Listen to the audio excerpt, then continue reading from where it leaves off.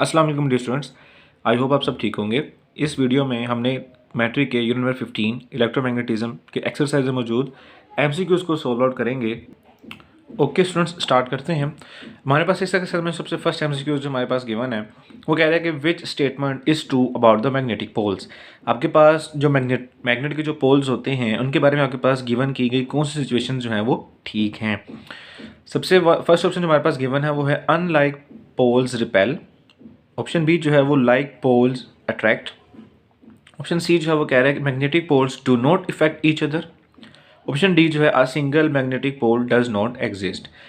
चूंकि आपको पता है कि हमारे पास जो मैग्नेट होते हैं उसके दो पोल होते हैं, एक होता है आपके पास साउथ पोल और एक होता है आपके पास नॉर्थ पोल। तो जो हमारे पास ऑप्शंस गिवन हैं उनमें हम इसको वन बाय वन देखते हैं कि आपके पास फर्स्ट सिचुएशन जो है वो कह रहा है कि like unlike poles repel. Unlike poles mean to say कि आपके पास डिफरेंट जो पोल्स होंगे, मीन टू से कि नॉर्थ साउथ जो पोल्स होंगे वो एक दूसरे को रिपेल करते हैं, जबकि ऐसा पॉसिबल नहीं है क्योंकि नॉर्थ और साउथ जो है हमेशा एक दूसरे को क्या करते हैं, अट्रैक्ट करते हैं एक दूसरे की तरफ। तो ऑप्शन ए जो है वो तो ठीक नहीं है। ऑप्शन बी जो कह रहा है कि like poles attract. Like poles mean to say कि सेम पोल्स जो होंगे आपके पास वो एक दूसरे को क्या करेंगे, अट्रैक्ट करेंगे, ये भी पॉसिबल नहीं है। हमेशा आपके पास सेम पोल या लाइक पोल जो होते हैं नॉर्थ नॉर्थ या साउथ साउथ एक दूसरे को हमेशा क्या करते हैं, रिपेल करते हैं।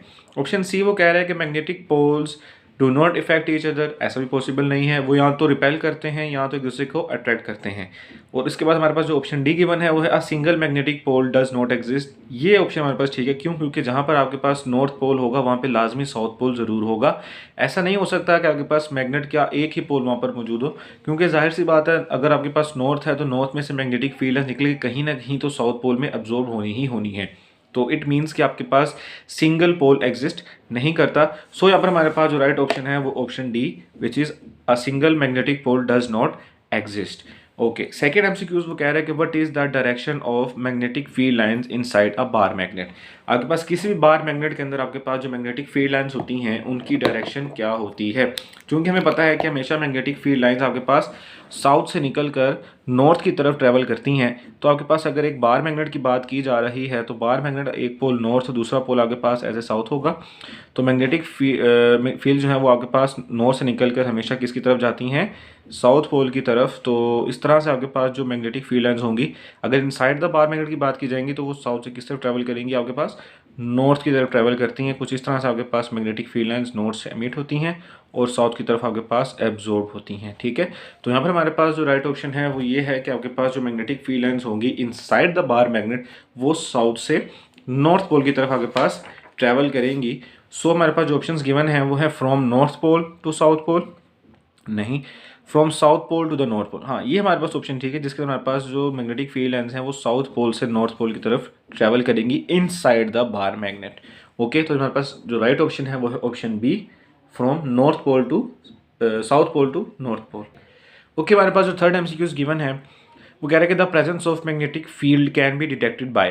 कि आपके पास कहीं पर भी अगर मैग्नेटिक फील्ड आपने चेकआउट करनी है, डिटेक्ट करनी है कि वहाँ पर मैग्नेटिक फील्ड लाइंस हैं या नहीं है या मैग्नेटिक फील्ड है या नहीं है, तो उसके लिए सबसे बेहतरीन प्रोसेस आपके पास या बेहतरीन मेथड जो है आपके पास क्या हो सकता है।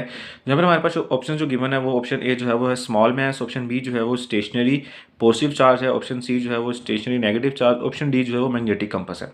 स्मॉल मैस लाजमी नहीं है कि स्मॉल मैस ही यूज़ किया जाए। मैसेज मैग्नेट हर मैस छोटे स्मॉल मैस को अट्रैक्ट नहीं करता, ना तो उसके ऊपर ना तो उसको रिपेल करता है।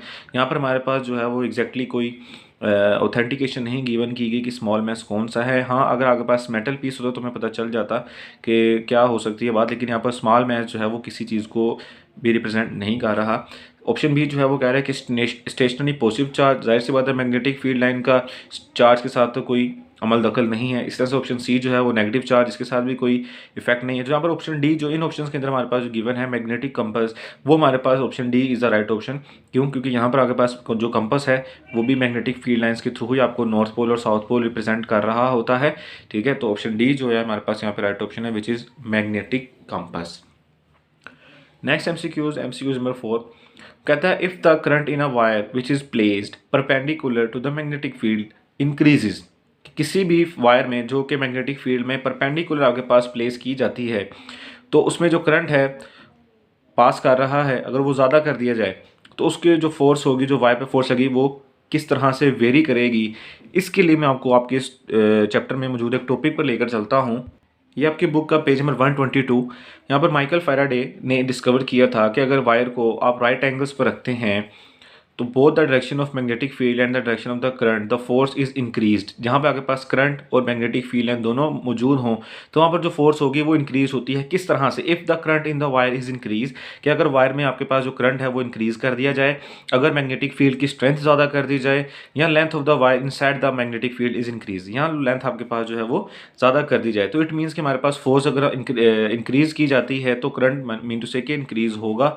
अगर अपोजिट बात की जाए, अगर करंट आप ज़्यादा करेंगे इट मीन्स कि फोर्स भी जो होगी वो क्या हो जाएगी, आपके पास इंक्रीज हो जाएगी। सो हमारे पास यहाँ पे जो राइट ऑप्शन है वो है ऑप्शन ए, कि अगर आप किसी भी वायर में करंट इंक्रीज करेंगे तो उसकी फोर्स भी इंक्रीज करेगी। ओके, एमसीक्यूज नंबर 5 कहता है अ डीसी मोटर कन्वर्ट्स। आपके पास जो डीसी मोटर्स होती हैं वो कन्वर्ट करती हैं मोस्टली आपके पास जो इलेक्ट्रिकल एनर्जी होती है उसको मैकेनिकल एनर्जी में चेंज किया जाता है, और ये प्रोसेस जो है वो मोस्टली आपके पास डीसी मोटर्स जो हैं वो परफॉर्म कर रही होती हैं। ठीक है, जैसे कि आपके पास घर में काफ़ी ज़्यादा मोटर्स, जैसे कि आपके पास जो फ़ैन के अंदर जो मोटर लगी होती है, आपके पास जो पानी वाला जो पंप होता है, पानी वाला पंप, वो भी जो है एक डीसी मोटर ही है जो कि आपकी इलेक्ट्रिसिटी को यूटिलाइज़ करके उसको मैकेनिकल वर्क में चेंज कर रही होती है। सो आपके पास जो यहाँ पे राइट ऑप्शन है वो है option C, electrical energy into the mechanical energy. Okay, next MCQs number 6, वो कह रहे हैं कि which part of a DC motor reverses the direction of current through the coil every half cycle. क्या आपके पास हमेशा डीसी मोटर के अंदर आपके पास वो कौन सा पार्ट है जो कि करंट की रिवर्स डायरेक्शन को जो है वो आपके पास हर हाफ साइकिल के बाद वो परफॉर्म कर रहा होता है, जो कि रिवर्स कर रहा होता है। चूँकि आपके पास जो भी मोटर है, चाहे वो एसी मोटर या डीसी मोटर हो, उसके ऊपर एक जो पूरा का पूरा मैकेनिज़्म लगा होता है ब्रशेज़ का, उसके बाद रिंग्स का, और उसको जो है वो सपोर्ट की जाती है आर्मेचर पे, तो वो जो कंप्लीट का कंप्लीट एक स्ट्रक्चर होता है वो कम्यूटेटर कहलाता है। उस कंप्लीट प्रोसेस जो है, उस कंप्लीट पार्ट को हम जो नाम देते हैं वो कम्यूटेटर का नाम देते हैं।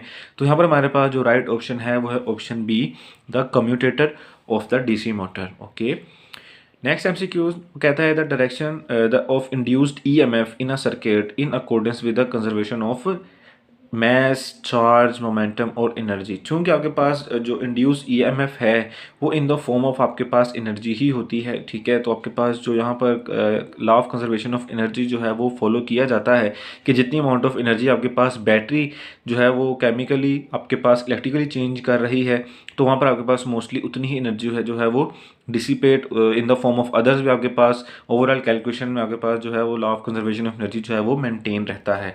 तो यहाँ पर हमारे पास जो करेक्ट ऑप्शन है वो है option D, which is energy.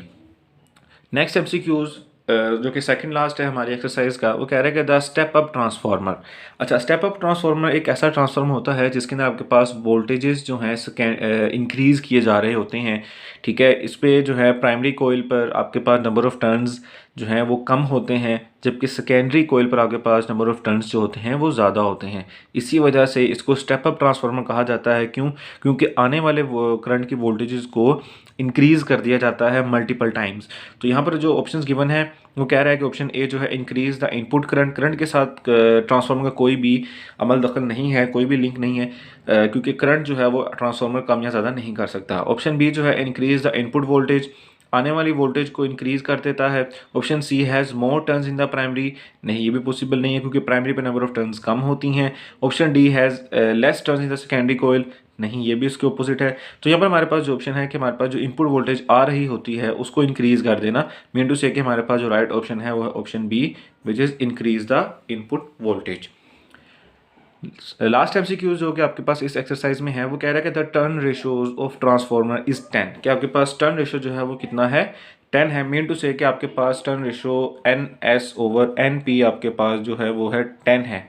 ठीक है, ये टर्न रेशियो आपके पास रिजल्ट में आपके पास 10 है, तो उसको अगर हम सिंप्लीफाई करें तो आपके पास NS जो है वो आ जाता है 10NP। ठीक है, तो ये हमारे पास कैलकुलेशन बनती है। तो इसके अकॉर्डिंग हमारे पास जो राइट ऑप्शन हमारे पास इस एक्सरसाइज में गिवन है वो है option C, NS = 10 NP, NS mean to say के number of turns on the secondary coil, NP mean to say number of turns on the primary coil. I hope so. इस exercise में मौजूद सारे MCQs आपको समझ आ गए होंगे। किसी MCQs में कोई इशू हो काइंडली कमेंट करके मुझसे पूछें, आपके क्वेश्चन का आंसर किया जाएगा। नेक्स्ट वीडियो तक मेरा अपना ख्याल रखें। खुदा हाफिज़।